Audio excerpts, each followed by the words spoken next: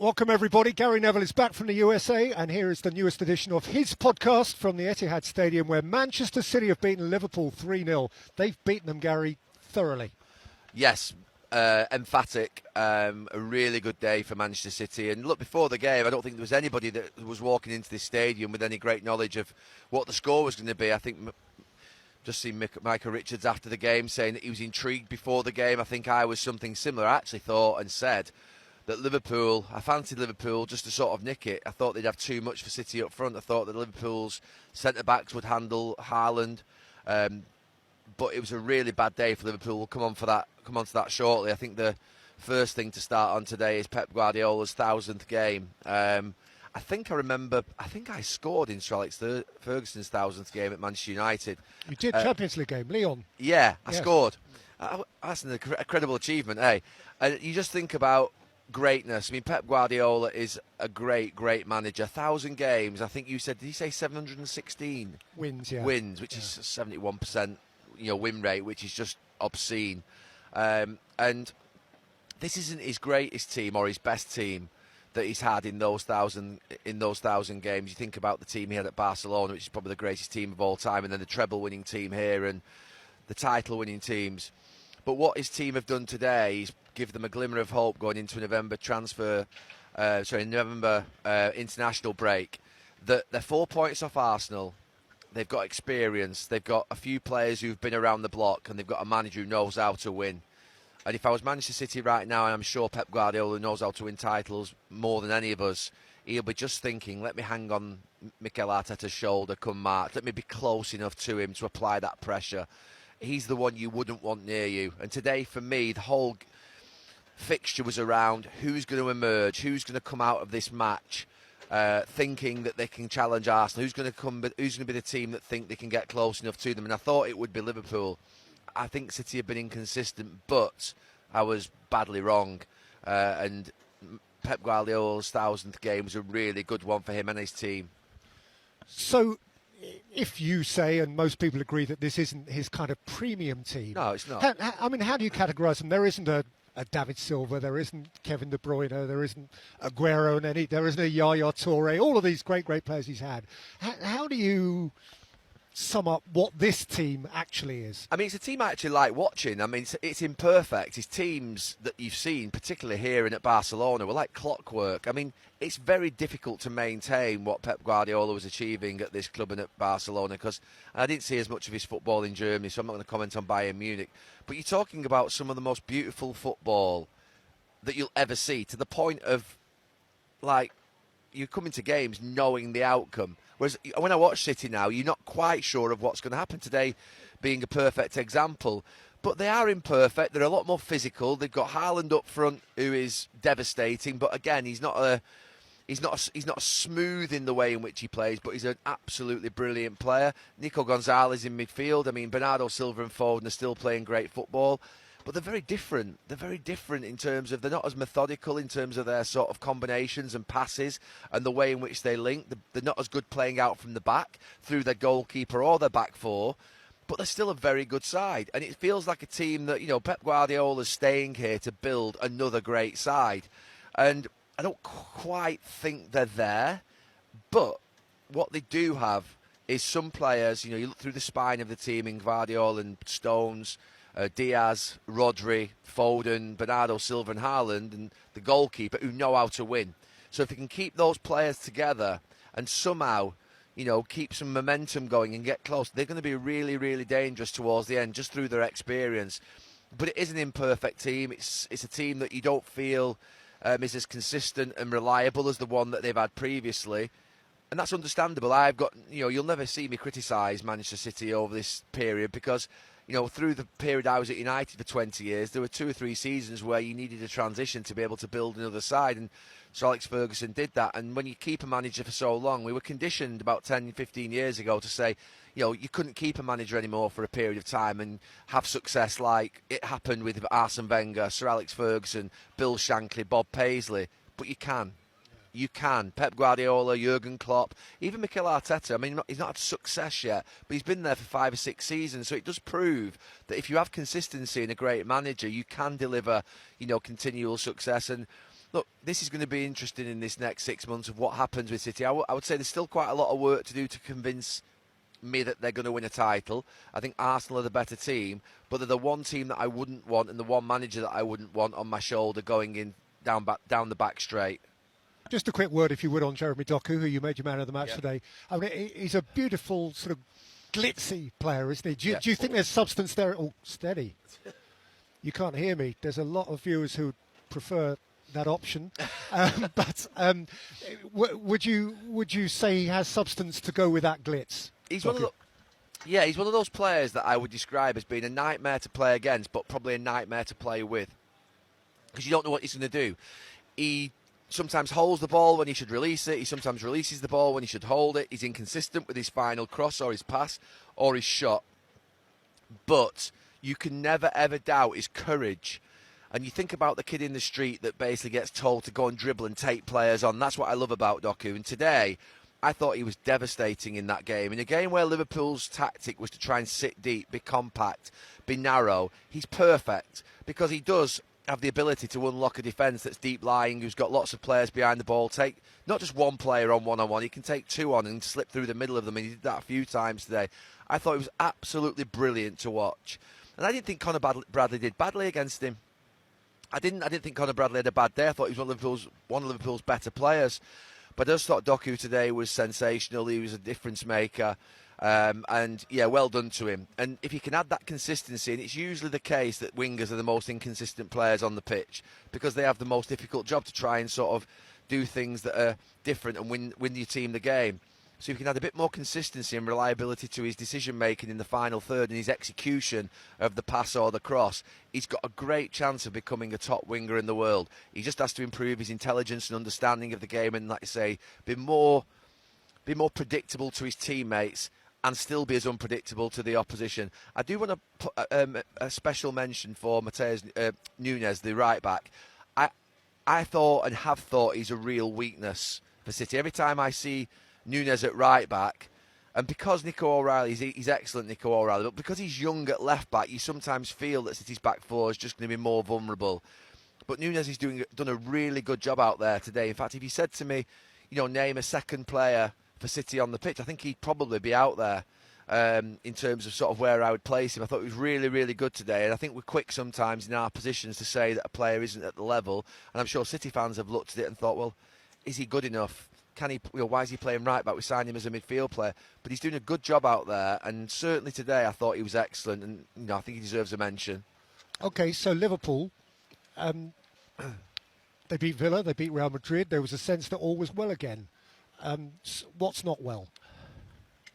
I think of all the games that they've had in the last month or 6 weeks when they've sort of been dropping points and losing matches, I would say that is a massive worry today for Liverpool fans watching that game. And I think Arne Slot will be looking at that game, particularly the first half, and think, that's nothing. That's a nothing of a performance. And I was trying to get my head around where it was, because just 5-6 minutes before half-time, it came to me that City had this game by the scruff of the neck. Go and get your second, because this lot have gone. Their legs had gone. It was almost as if they couldn't get up the pitch. They couldn't move. They were walking. And you never, ever accuse a Liverpool team in this last 5-10 years of throwing the towel in. And they didn't throw the towel in today by any stretch of the imagination, but physically and mentally they look beaten. Now, look, it has been a difficult week for them. They have had Villa. They have had Real Madrid. I get it. But today was such a big game. And to come out there and lack confidence, play so passively. They kept playing back the way. Konate kept playing back to his goalkeeper. Konate kept playing back to other players. I mean, Konate, after about 10-15 minutes, I was like, how many touches has Konate had? I went, obviously, pressed my button here. You will have heard me. And he'd had 24-25 touches. And I said this about a year ago. You cannot, it's not a tactic to let your centre-back have the ball the most in the team. Now, obviously, if it's Van Dijk, we know he can pass, but Haaland was shutting Van Dijk off. They were letting Konate have the ball. And it was almost as if they had no idea, Liverpool, about how to play through. Their tempo in the game was nothing. They looked physically really, really well short in the game. They looked physically short in terms of their running, physically short in terms of actually just getting out-muscled. I thought Wirtz in particular, I thought it was a really bad day for him. We've been tiptoeing around him, haven't we, for a few months. around the fact that he's young, he's coming to a new country, but he's 120 million quid. You're going to have to stand up soon. I mean, he's obviously got something. He's a really good player. He's technically fantastic. But he's been mauled out there today by Núñez and by others. He's been chucked around the pitch and didn't deliver in the quality side of things as well. So his performance was a real worry.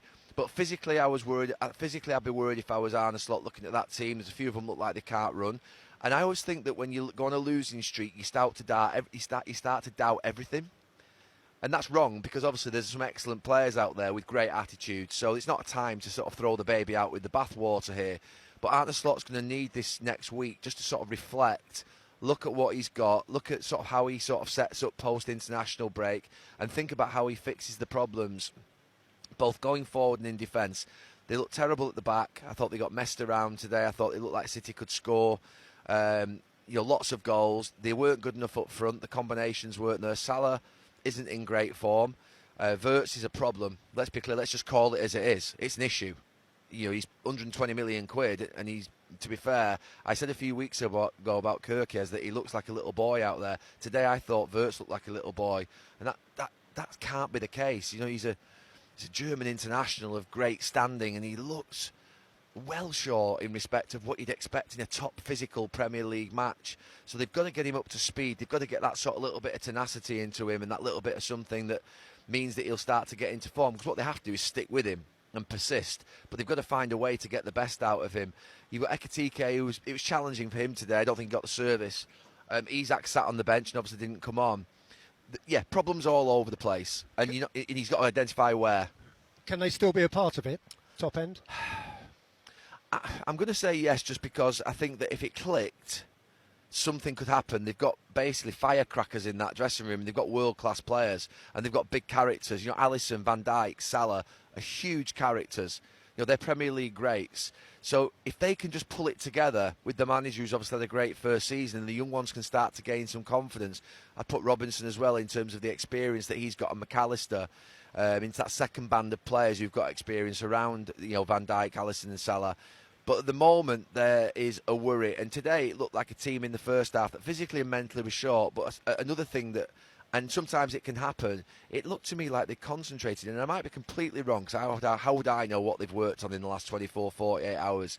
It felt to me like sometimes you can play a game where you've thought so much about how to stop the opposition that you forget about one of the most important things as a top club going away from home in a big game is you've got to play. You've got to take the ball. You've got to have rhythm in your passing. You've got to demonstrate authority.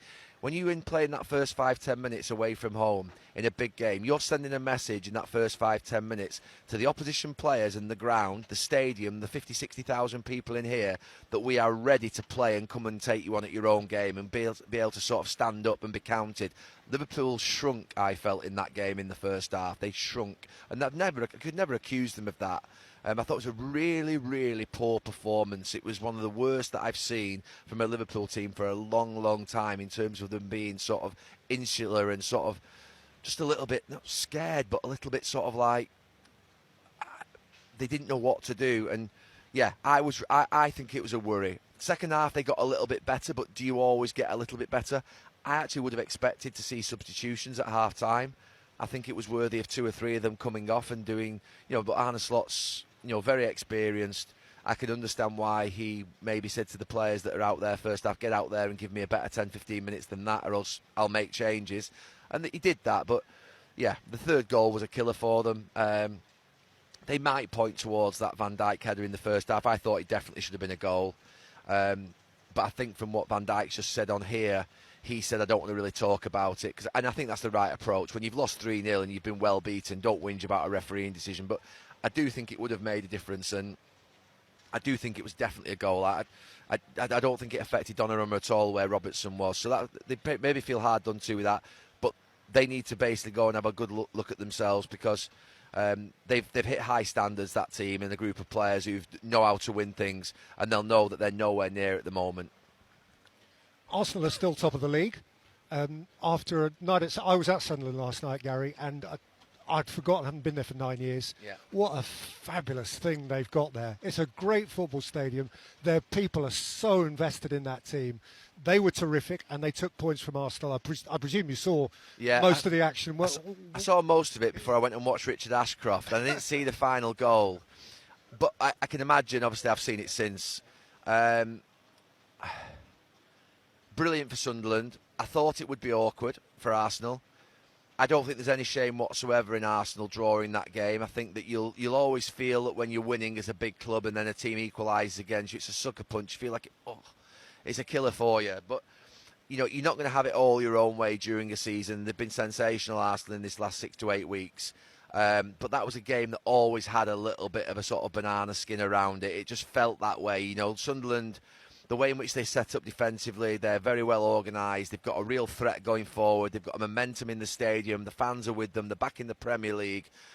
And, I remember going up to Sunderland. I remember going to Roker Park and playing, let alone the Stadium of Light. And, when it's rocking up there, it truly does rock. And they've done brilliantly this season. The first game of the season, I was massively impressed with them in that performance against West Ham, and I know West Ham have had a challenge at the start of this season, but the right sort of attributes, the right sort of principles of a team coming up, being hard to beat, being physical, running forward with real sort of aggression and sort of meaning and passion, and getting balls into the box and filling the box, things that I just think are simple things. A team coming up from the Championship, we've seen some right nonsense over this last few years of players playing out from the back and trying to be sort of Pep Guardiola's Manchester City when they've come out of the Championship. It's impossible to play football at that level like Manchester City can do. So I'm glad that we're seeing what we're seeing from Leeds and from Burnley and from Sunderland, which is a more pragmatic style, but I think equally as effective and more. I actually think, to be fair, when you see a team play like that, I really admire it and love watching it. And from an Arsenal point of view, acknowledging obviously that it's irritating to say the least to concede in stoppage time. Very. Would you go so far as to say that actually that point at Sunderland isn't too bad? That's a really hard place to go. No, I'm not sat there at all watching Arsenal get a point there at Sunderland yesterday and thinking in any way, shape or form that I'm surprised. In fact, in my predictions earlier on in the week on the podcast, I said I thought it would be a draw. So I'm not sort of rewriting history after the game. I genuinely thought this could just be a game that might just catch them out a little bit and cause them a problem. And they've conceded 2 goals.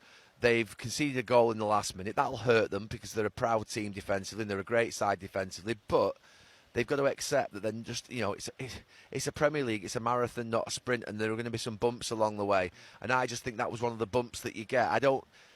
The main thing is when you get a bump like that, obviously they're not going to be able to get straight back on the bike because obviously they've got an international break. But I wouldn't be in any way, shape or form putting that down to anything other than what normally happens in a Premier League season. That thing that you would say to yourself is, did you expect to win every single match? No team does that.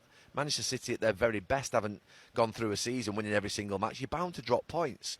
You are going to lose games and drop points, ordinarily, and that's what's happened. But I wouldn't be screaming and shouting if I was an Arsenal fan, and I know they're not. And I certainly wouldn't be sort of screaming and shouting if I was an Arsenal player or coach, and I know they're not either, because Mikel Arteta will be they'll be really disappointed, because it'll just give you that.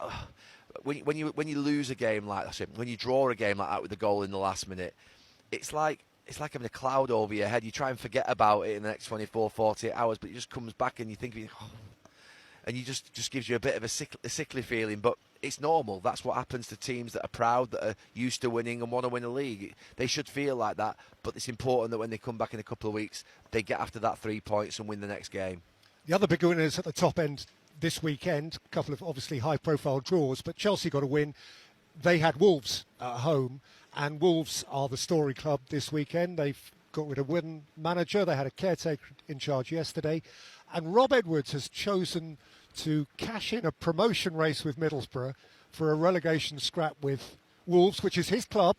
He lives locally, he has family. You can see all sorts of emotional attachments, but it's an interesting career choice. What's your take on all of that? I mean, that's the thing, really, isn't it, for Rob Edwards, that he's local to Wolves. It's the probably dream job for him.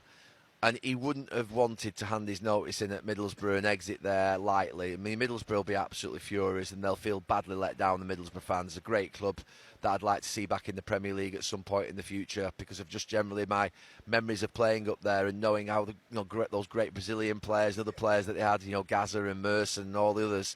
So for me, I want to see Middlesbrough back in the Premier League, but I can see why Rob Edwards has jumped ship.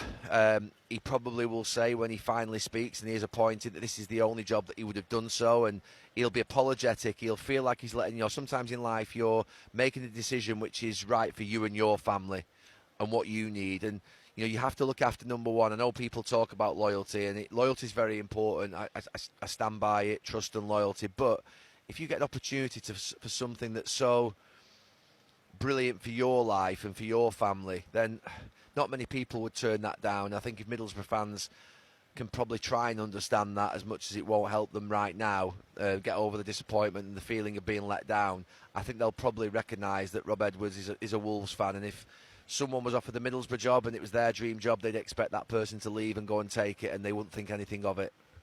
And of course, he gave us a lot of fun at Luton for a while, didn't he? He did. He engendered something. There was a spirit about him, Yeah. and he made that sort of a family club. It's one of the great achievements, Luton getting to the Premier League. So, look, I mean, have Wolves appointed him in the... No team, I don't think, have ever stayed up from the position that Wolves are currently in. It's an awful start to the season. They look well short. So are they planning already for what could be an inevitable relegation? I know that they'll say all the right things, but... yeah, it's a big job for him to go there and try and turn that round, and maybe they're preparing for what would be a championship next year, which, you get the parachute payments, and they want obviously someone who knows the championship to be able to take them back up. So, yeah, they'll have a free hit. Rob Edwards will have a free hit in terms of trying to turn it round, but he'll also have to start preparing for what could be an inevitable relegation, and there's a long way to go, but it doesn't look good. No. Any other business, Gary? No, I don't think so. I think that I watched obviously the United game yesterday at lunchtime. That was a game that swung back and forwards, a game where you're thinking that Manchester United can go into second. They're winning, you think manage and control the game, and all of a sudden Tottenham go and score 2 goals, and you think it's euphoria for them. And you're thinking then at the end of the game for United, it's a good point, and for Tottenham, they'll be disappointed that they've sort of given away that last-minute goal. But, yeah, I think that both of those clubs, United and Tottenham, will just be a little bit... I mean, look, it's been a good month for United. United started this month by obviously beating Liverpool after the last international break, and they've got 8 points out of their 4 Premier League games, which, if you just said to me, Liverpool away, Forest away, Brighton at home and Tottenham away, I said 8 points is a great result. But because they got 6 in the first 2, there's an element of thinking, well, if they just got another 2 or 3 points, they'd be right up there at this moment in time with second. But I think United should really be looking, and Tottenham, if they can get it right, more United really with the fact they're not in Europe. I think it's tougher for Tottenham with the fact that they've got the European games. But for United, they really should be thinking around top 4. They really should, because there's no one grabbing it at this moment. You look at Chelsea, they're sort of obviously up there at the moment, and you've got Tottenham who don't look sure. Liverpool are not sure. It's there for the taking, and so it's about consistency now. After this international break, I always think this is the sort of biggest frustration, these 3 international breaks that we have. And then I think to myself, you've got then 2 or 3 months of lots of sort of games, the winter slog, if you like. This is what, it'll sort the teams out, sort everybody out over the winter period, and you come out of January, and then you start to see where really everybody is. But there's a good opportunity for United. Bournemouth have lost today. I think Forest have picked up, that's decent win for Forest. They've picked up 4 points in 2 games, so it's starting to equalise itself out. It's starting to work itself out.